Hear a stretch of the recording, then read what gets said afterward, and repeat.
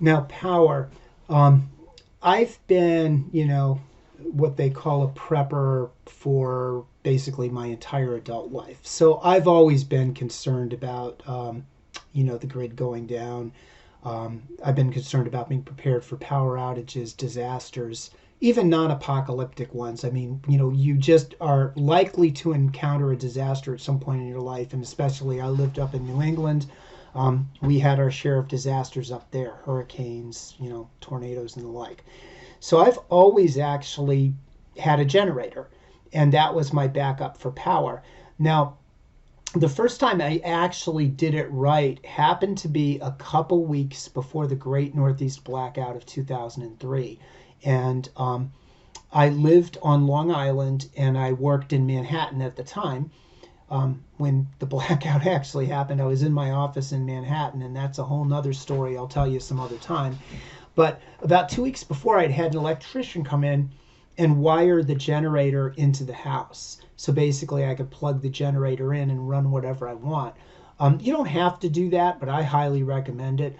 I mean, if you have a generator and some extension cords, you can certainly run your refrigerator, run some lights. Many people do that, and that's fine.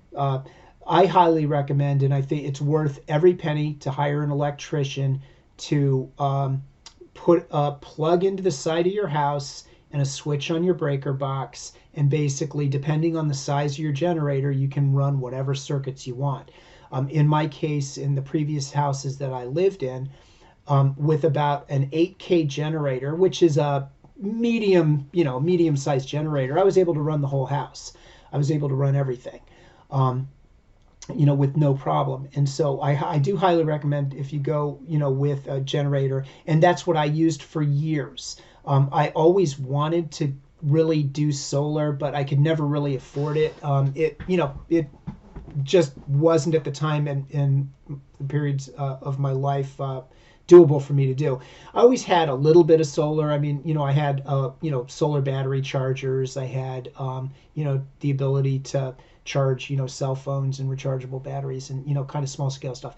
So one really good thing I'll get to about solar is it's scalable to get into it. But back to the gas generators, the real plus for the gas generator is that they're relatively inexpensive.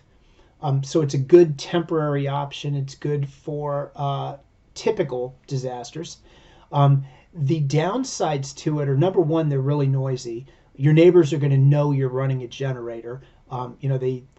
They're not quiet. And the other thing is they use a lot of gas, and that can become a big problem in a disaster. It was a problem for me in 2011 when we were out of power for about 11 days, and there was not a gas station to be found that had any gas. So one consideration, if a gas generator is what you're using, you need to consider that if you think the power outage is going to go, longer than anticipated, you've got to conserve your gas. So with my generator, my last generator up in New Hampshire, during some blackouts that we actually had, it would take me between 12 to 15 gallons to run my house 24 hours. So if I just kept the generator going, I could, basically run the house for 24 hours. We had, heat, could cook, we could do everything, lights, the whole, 9 yards, my aquaponics system, everything was all hooked in. But if gas becomes a problem to get, then you have to think twice about running it 24 hours. Now, you could, through judicious use of gas, so let's say you had 15 gallons of gas, and that's all you had 3 5-gallon gas cans, that's all you have. You could stretch that out for a long period of time by just running your generator for an hour or two a day. So if, you just ran it for 2 hours, people took showers, you filled up all your water containers, you did whatever you had to do, and then you shut it down, you could conserve that gas for a long and stretched out over a long period of time. Now, obviously, the problem is if it's in the winter and you need, the generator to heat your house, then you've got issues. And that's where you always want to have a backup plan to your backup plan, and that's why we had 2 wood stoves, so we didn't need the generator to heat the house. So the real drawback is the availability of gas.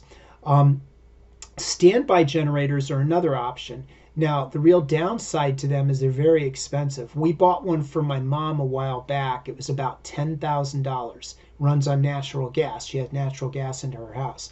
So the advantage of those are they're automatic. If the grid goes down, the generator just kicks on and it just runs your house. And as long as the natural gas keeps flowing, you can also get them propane. So as long as you have propane in the tank or the natural gas is flowing, it's going to give you power and it's going to run your whole house. They're very quiet. Your neighbors aren't likely to know you even have it, unlike the gas generators. The cost is prohibitive to some people.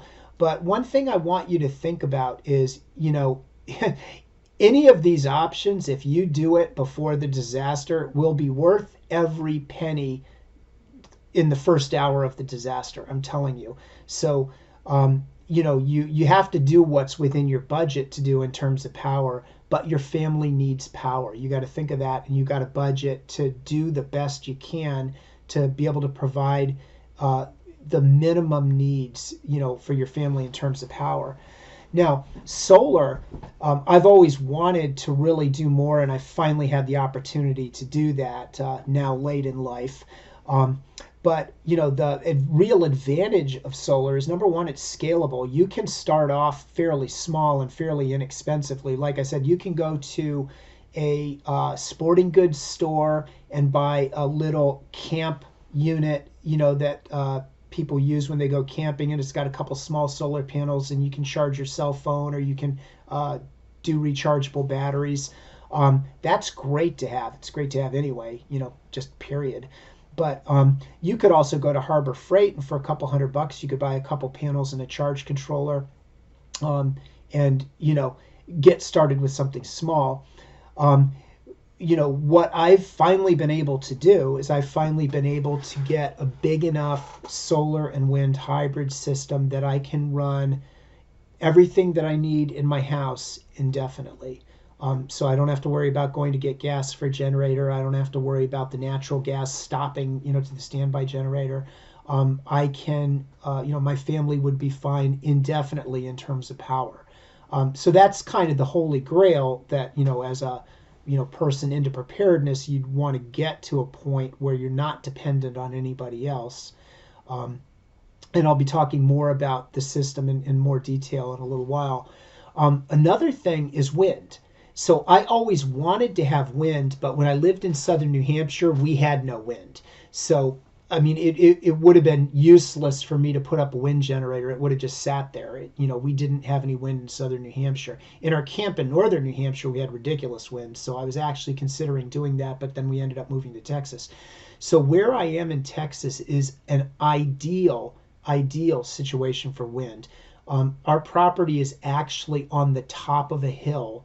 And so I've got my wind turbine is up about 30 feet in the air, and it's above everything. It's above every tree. It is in a real good place for wind, and we get really, really substantial winds where I am here. So it doesn't work for anybody. You're going to have to do a little bit of research about your area to see whether wind is even an option for you. If it is, it's a great complement to solar. Now, my favorite one, I've never had the opportunity to do, and that's hydro. I've never lived on a place that had a stream or a river running through my property where I could have done anything with hydro. But if you happen to be in that situation, I would definitely consider it, because it'll run 24 hours a day. It's like, it just, as long as the water's flowing, through the river. But also for communities, this is something to think about. So in community preparedness, we've got to think about how are we going to take care of our people if the grid goes down, and we're going to need at least some modicum of power to run just some basic things to keep the community safe. Hydro is something that really is worth looking at if you've got the availability to do something like that. So you have all of these different options. You have to figure out, what's going to work best in your area, what's going to work best for your family, and what's going to give you, the minimum that you need to survive. Can you run your well pump? if you've got well water. That's critical. That, whatever system you have, you've got to be able to run your well pump. Otherwise, your family's not going to have any water. In some areas of the country, the septic systems require power. So, back in New Hampshire, it was just all gravity, so that would have worked and that would have been fine. But down here in Texas, they're a different type of septic system and they require electricity. So, in order to have water and sewer and, some of the basic things that your family needs, you want to make sure that you size whatever system, whatever power capability you're going to have to be able to at least do the minimum.